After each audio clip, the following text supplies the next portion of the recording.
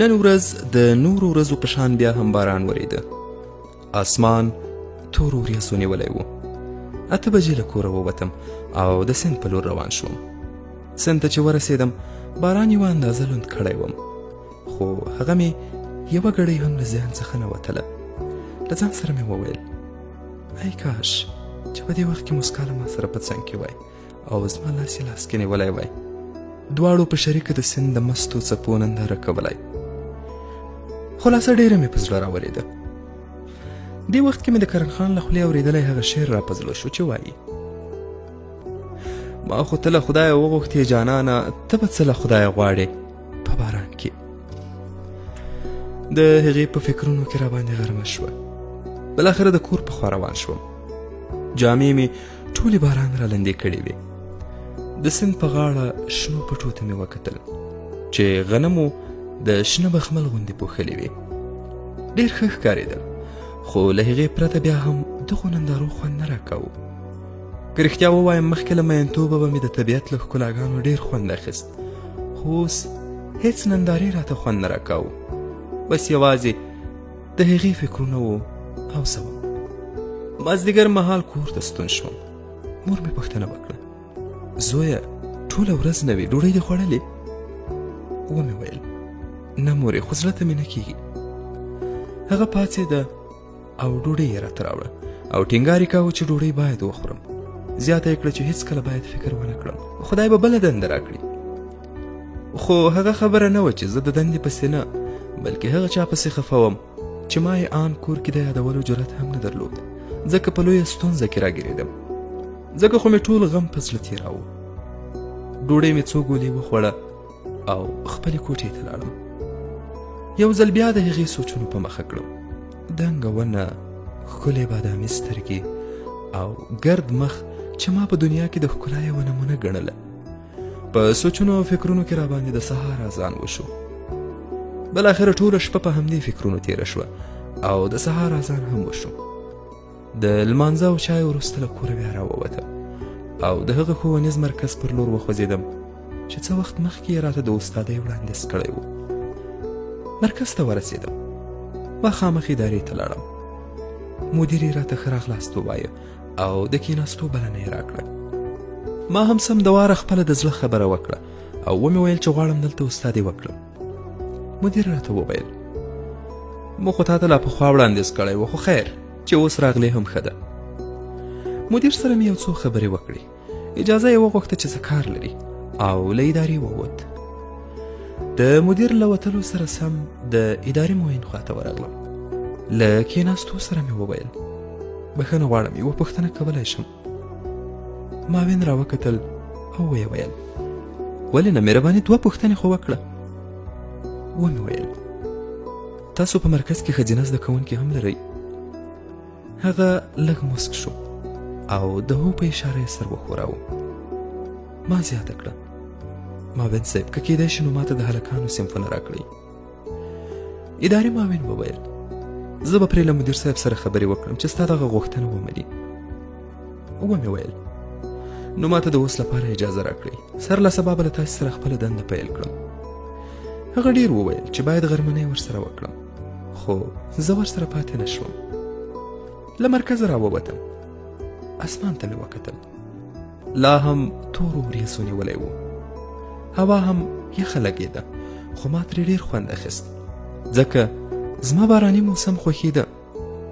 آرام آرام په پښو د کور په خوا روان شوم. ډېر کوښښ مې کاوه چې هغه هېره کړم، خو هره خوا چې به مې لیده د هغې تصویر به راته پکې ښکارېده. کور ته لا هم پر لاره وم چې بیا نری نری باران شروع شو.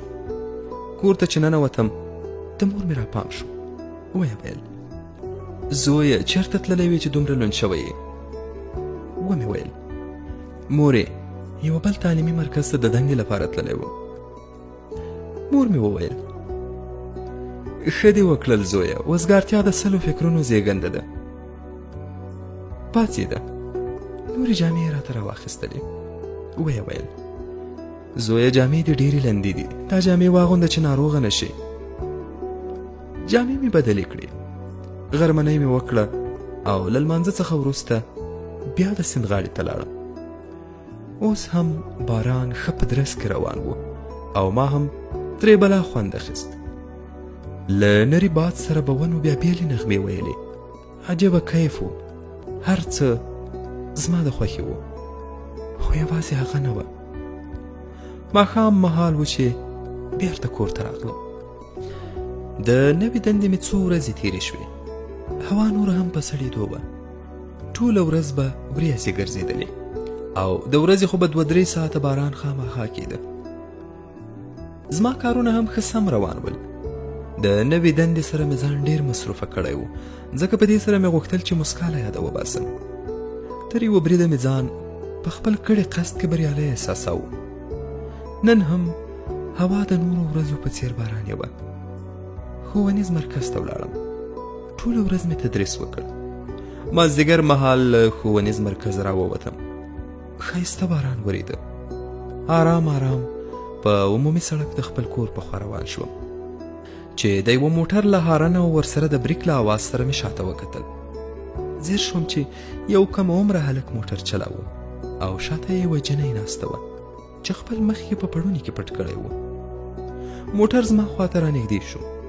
جنۍ زما خواته کتل. ښه ورته ځیر شوم. د جنۍ یوازې سترګې ښکارېدې، خو یوازې سترګو یې د ټول ښایست نمایندګي کوله. پوهېږئ هغه څوک وه؟ ما وپېژندله. مسکا وه. هغه مسکا چې له ما یې د مسکا چل هیر کړی و. د چا د مینې له لاسه چې زما خوبونو له ما کډه کړې وه. د هغوی موټر زما په مخ کې تیر شو او تر پناه کېدو پورې مې ورپسې کتل.